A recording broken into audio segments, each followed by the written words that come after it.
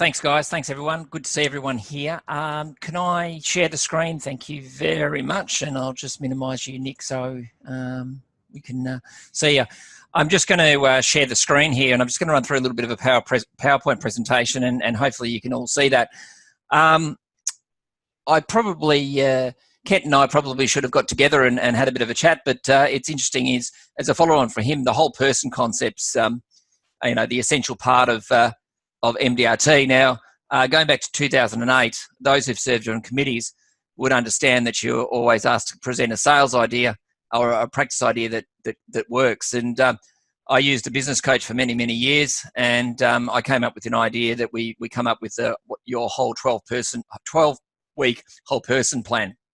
And just a few weeks of planning, a few minutes of planning can help you meet your personal and professional goals. Now, MDRT put this as a centerfold in the Round the Table magazine back in December 2008, and I refer back to it. So it's pretty simple. That you break your down to a 12-week plan, and as you can see here, it's the first one, which Kent, you tied on, was personal finance.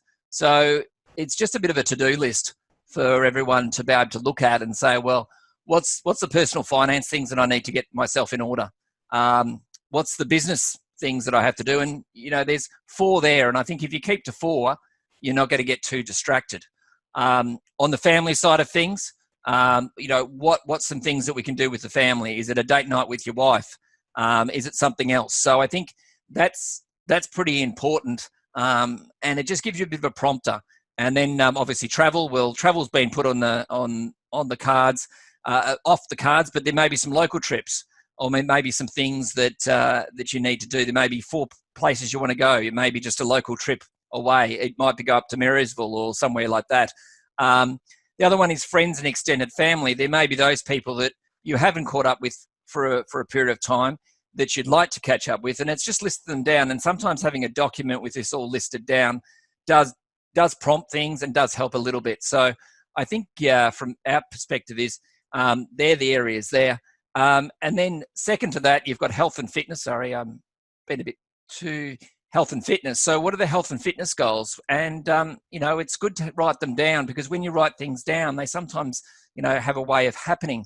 Fun and adventure. And Kent, we should have talked to each other beforehand. I mean, I was looking at your presentation. I'm going, mate, you're stealing my thunder, but I think it just enhances it. And it just shows you that in these times like this, we go back to the basics, and we go back to a good plan. And I think this goes hand in hand with what you had to say, Kent, and also what you had to say, Peter. I think you know, it's some sort of accountability system around it.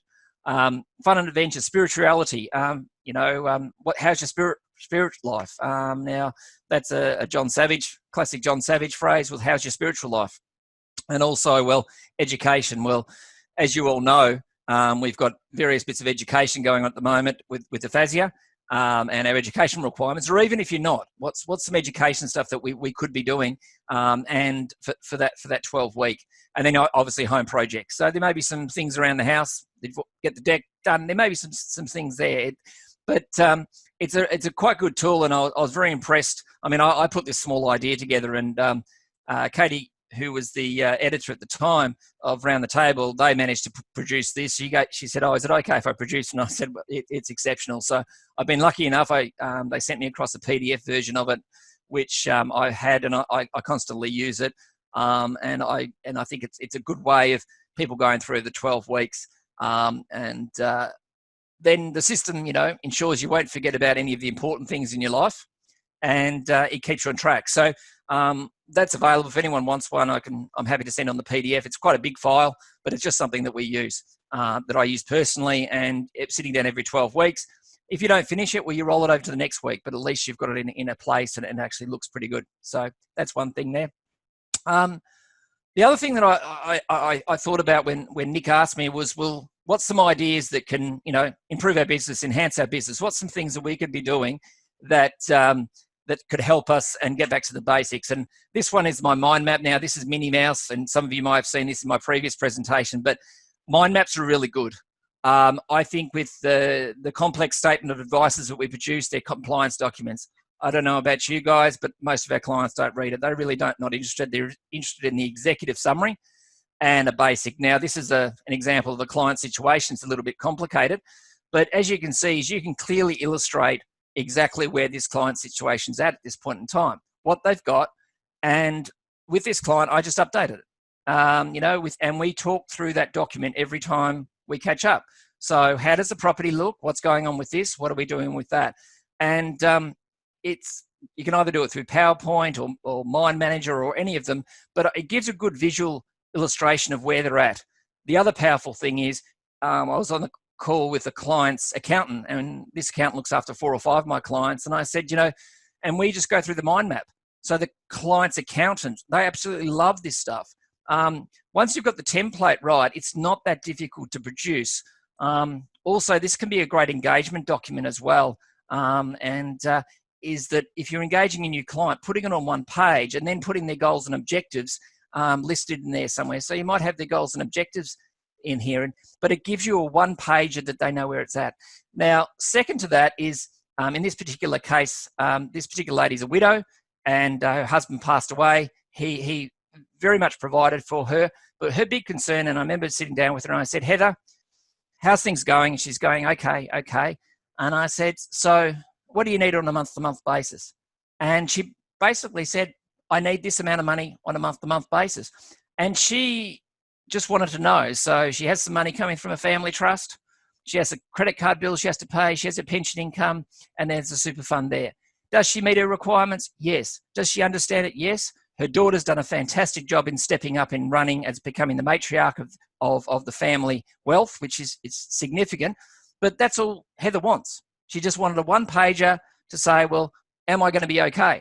And then we talk about the important things. So that's another little thing, the mind mapping stuff. I find it really, really powerful, particularly with my complex clients.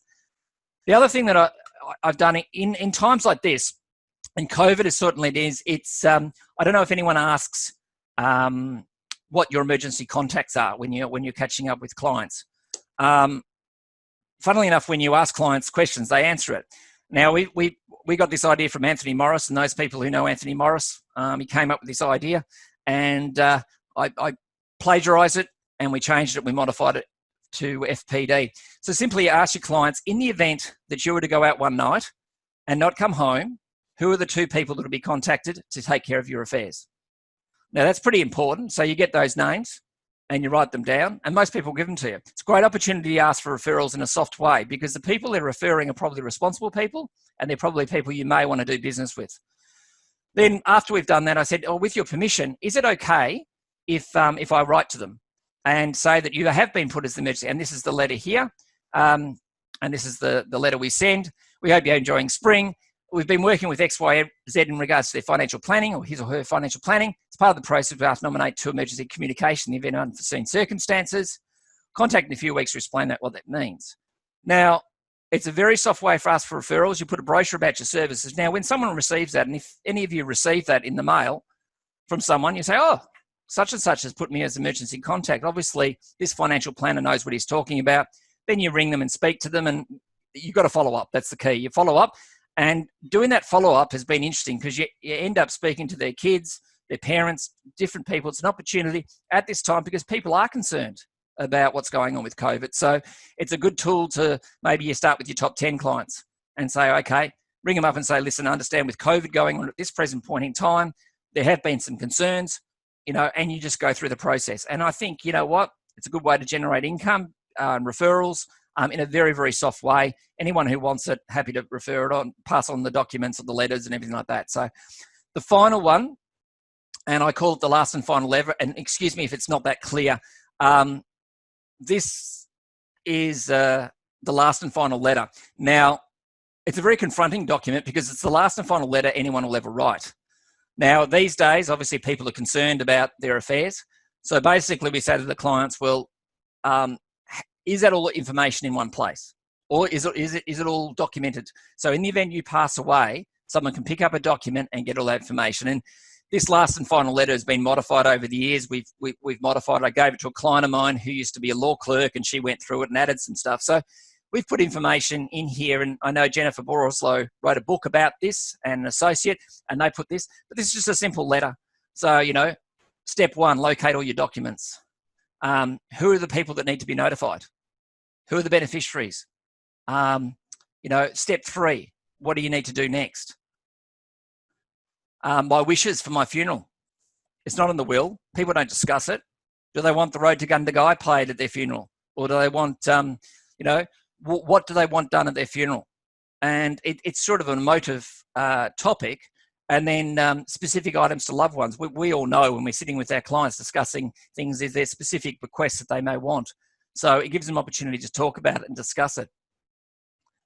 And this is just a bit of a checklist of attend to the following matters. Consolidate. It's just a checklist on estate planning, what things you need to do, things you need to attend to. It's a good document you can work with clients and explain, because people don't know what happens unless they've been an executor or unless they've lost someone, most people are very unclear about what happens when someone passes away.